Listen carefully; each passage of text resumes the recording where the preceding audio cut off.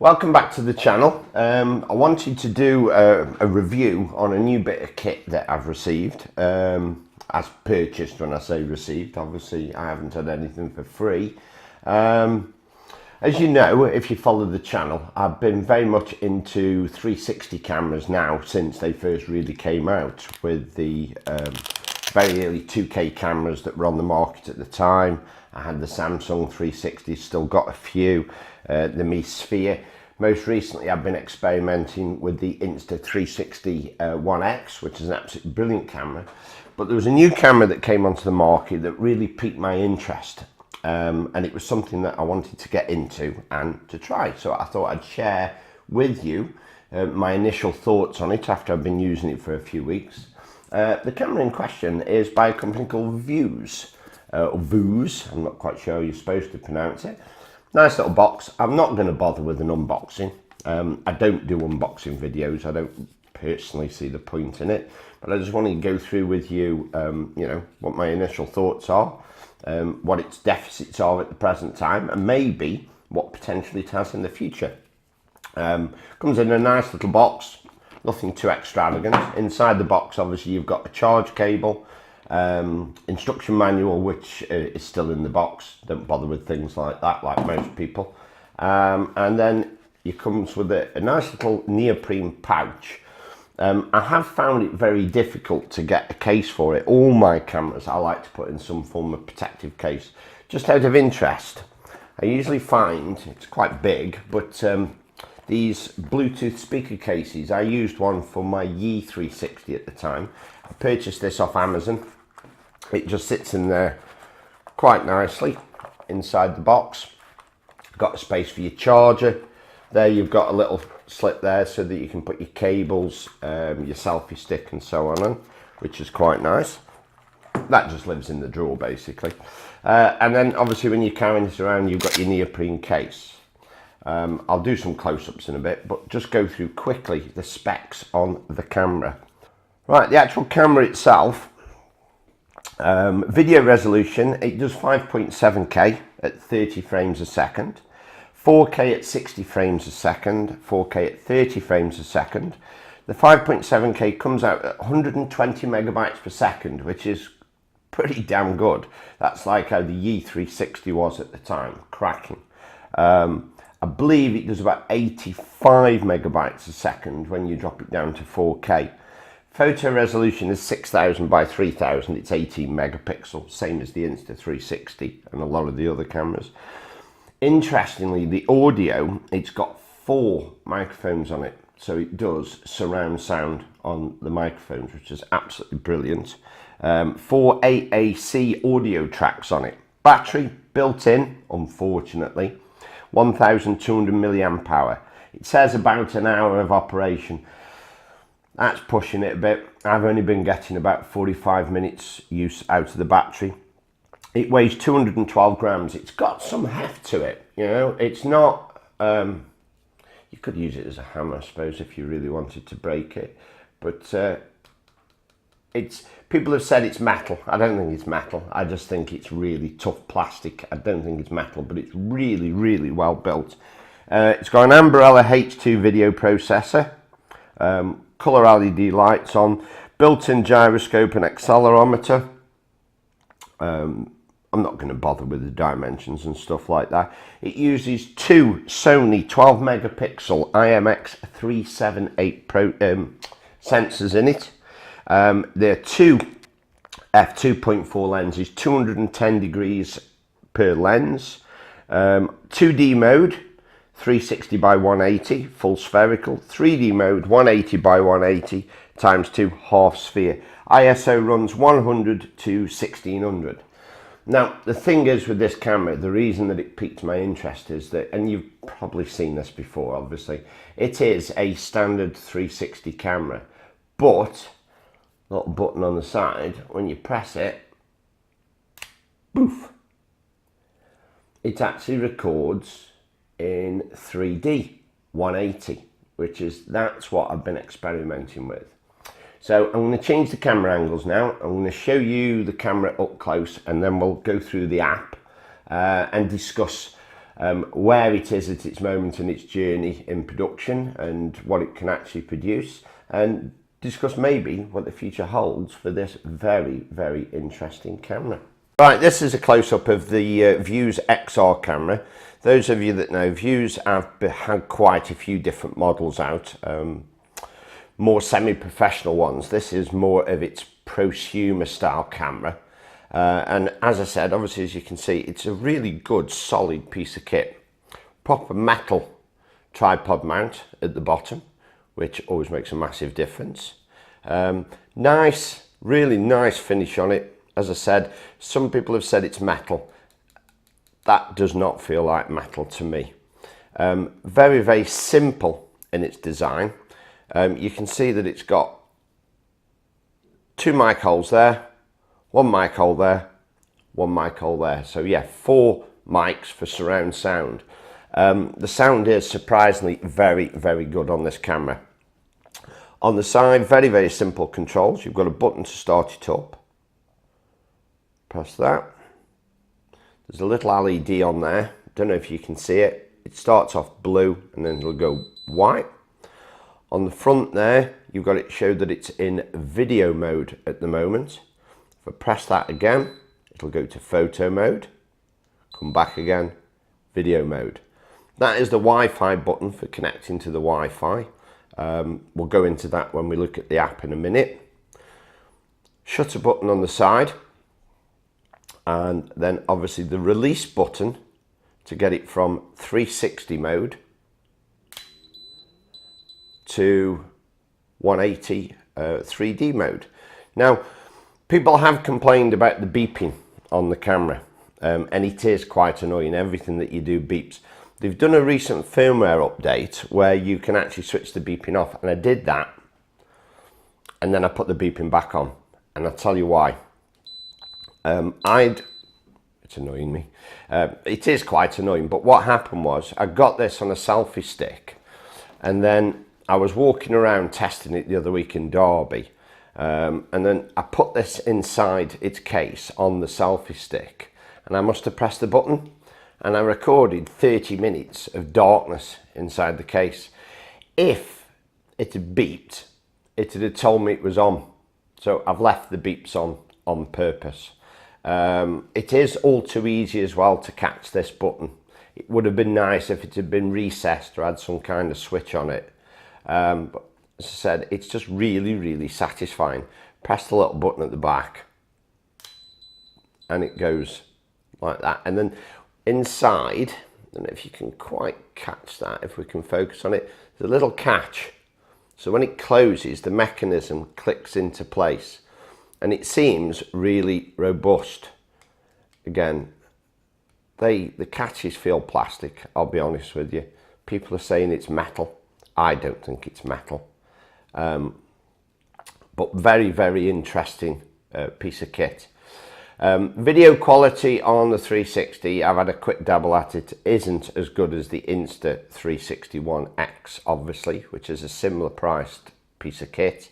These retail at £399 at the moment. I got this off Amazon as always. I will put a link on the actual review. If you want to buy it, it helps me out, but it is an affiliate link. So if you don't want to help me out, don't buy it. Buy it from somewhere else. But you've got the best of both worlds with this. If you're going for a day out, obviously you've got your 360 video and you've got your 3D video. Just on the side there, little flap, lift the flap up. This will take up to, I believe, a 256 gigabyte card. It's got USB-C connector, which is always handy. Your card slot, pop your card in and out quite easily. That obviously for transferring data and for charging. You can have it connected to a power bank while you're recording, which if you're recording in that mode, obviously you're not going to see the power bank or anything. In 360 you are going to get the power bank, but you could get a whole day's video then if you're going around with it, which is really handy. And as you can see, it does beep a hell of a lot. But yeah, very, very simple, very, very well thought out. What we'll do now, we'll go into the app. Right, to connect to the app, we switch the camera on. Blue LED goes to white LED and then should go solid to show that it is on and ready to record. There we go. Then we press the Wi-Fi button and it'll start to flash. When that's flashing, we go to the app. I did try to connect via the tablet and it wouldn't let me, so let's see how we go with this. So Vuze XR app, there we go, connect, it'll scan, it'll come up no camera connect detected first of all. There you go, press the actual thing, it should come up with the Wi-Fi password after that. There we go, and it always asks me for some reason the Wi-Fi password, which is 1 2 3 4 5 6 7 8. Done. Connect.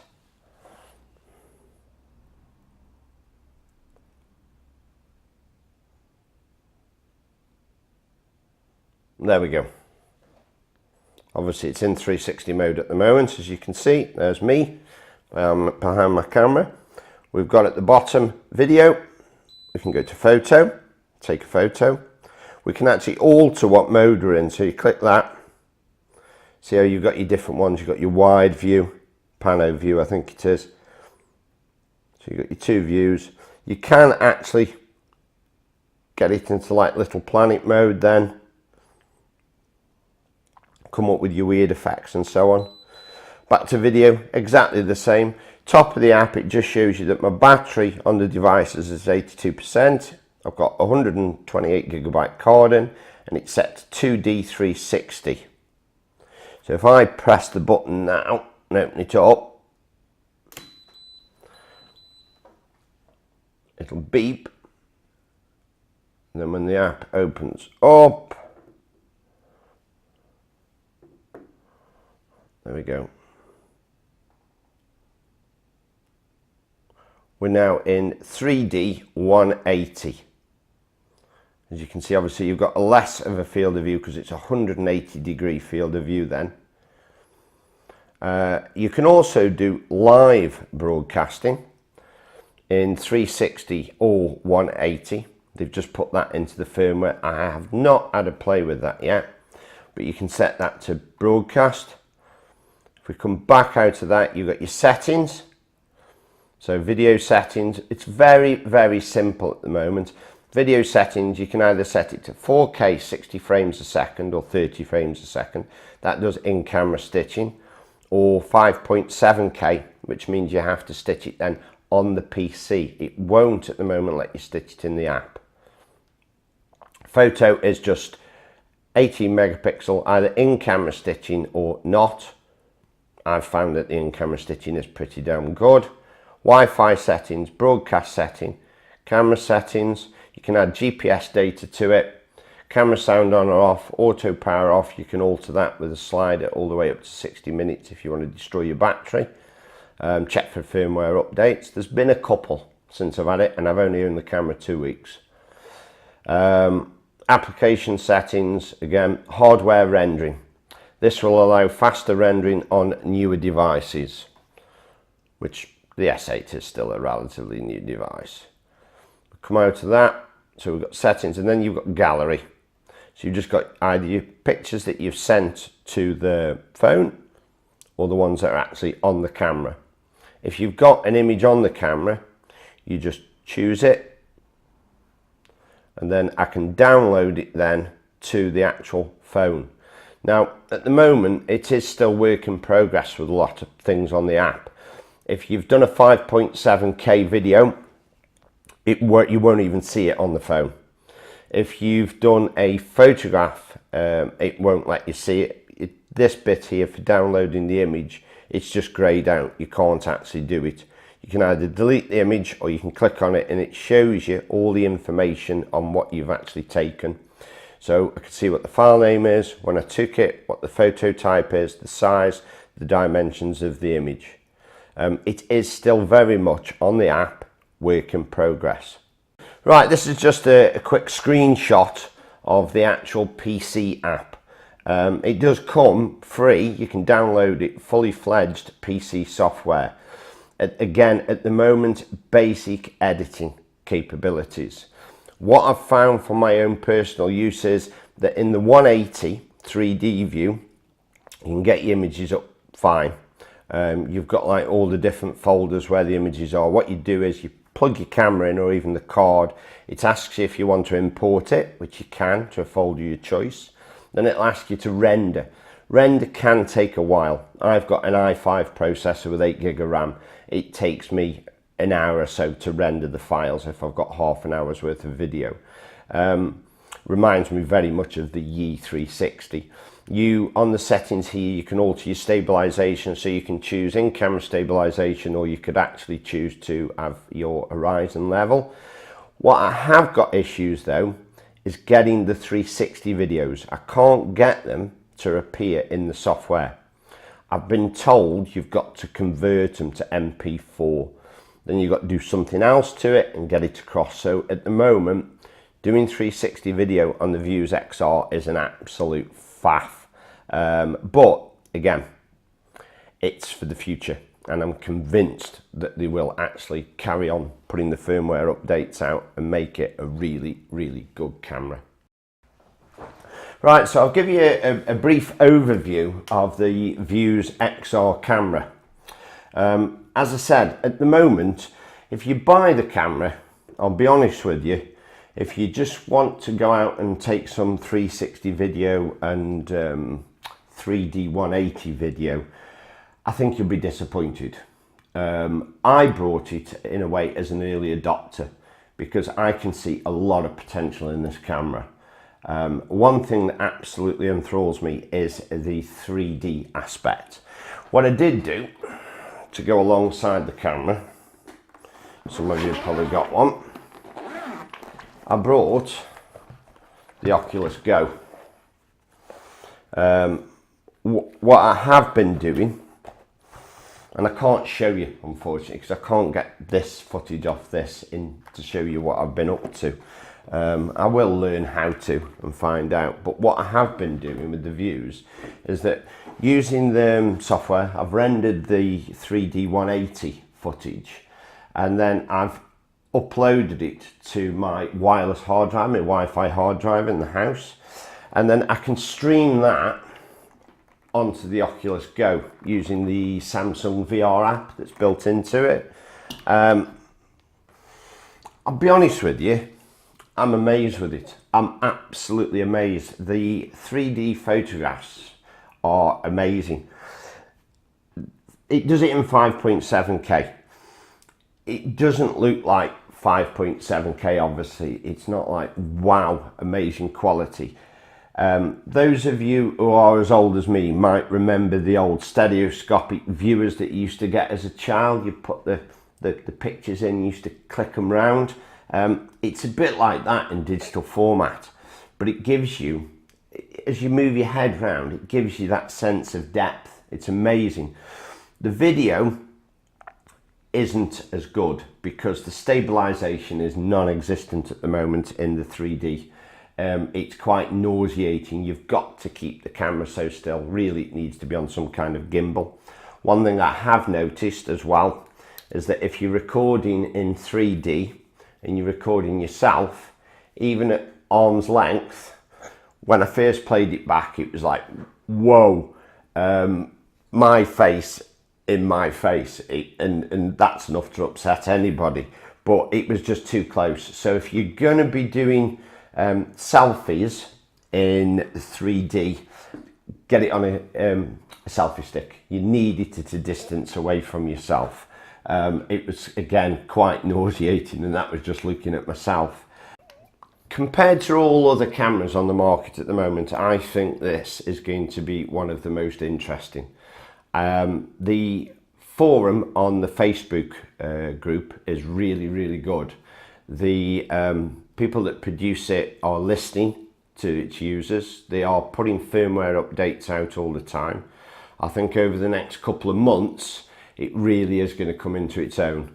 I think if you want a camera that you can just go out to somewhere interesting, a stately home, a cathedral or a beautiful place, you can get pretty damn good 360 footage. Perhaps not as good as the Insta360 X, but very, very close in 5.7K or 4K. But of course then you can get your 180 3D footage as well, and the photographs, which I think is brilliant. I had a choice. I was either going to get the DJI Osmo Pocket, which everybody owns now, all vloggers do, or I was going to get this. And from a gadget perspective, I think this is just absolutely awesome.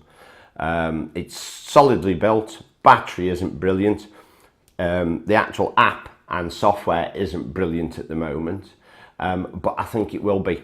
And I want to take you along on the journey as I use it and learn about it, because like I say, I am an early adopter and I find it a very, very exciting format. And in conjunction with my Oculus Go, it's just absolutely perfect. I went out and did some video with it in 3D at Shugborough Hall at the weekend. I took some photographs of my daughter and I was just blown away with it. I thought it was absolutely awesome. While I'm on the subject of awesome, I just want to finish the video off by saying, as usual, thank you very, very much for all my recent subscribers. It's greatly appreciated. I am blown away. Literally, I have had, which is amazing for me, I think I've had 63 subscribers in the last month. I'm at 363 subscribers now. My video where I did the comparison between the GoPro Hero 7 Black and the SJ8 Pro has had almost 10,000 views now. My channel has had almost 100,000 views. I am absolutely blown away. Thank you very much for all the support from all my existing subscribers and all my new subscribers. It's absolutely brilliant. I am going to carry on doing reviews, and then obviously filming my trips out and trying out new kit and stuff and my camping and everything else that I do. If there's anything that you particularly like, please tell me. Smash the like button if you enjoy the videos. If you hit the dislike button, if you would be kind enough to leave me a comment as to why you dislike the video so I can make sure I improve it in the future, I'd really appreciate that. I understand that, you know, some people are going to dislike things just for the sake of disliking it, but if you could tell me why, I'd really appreciate it. So until next time, as always, thank you very much, stay safe and see you soon. Thank you.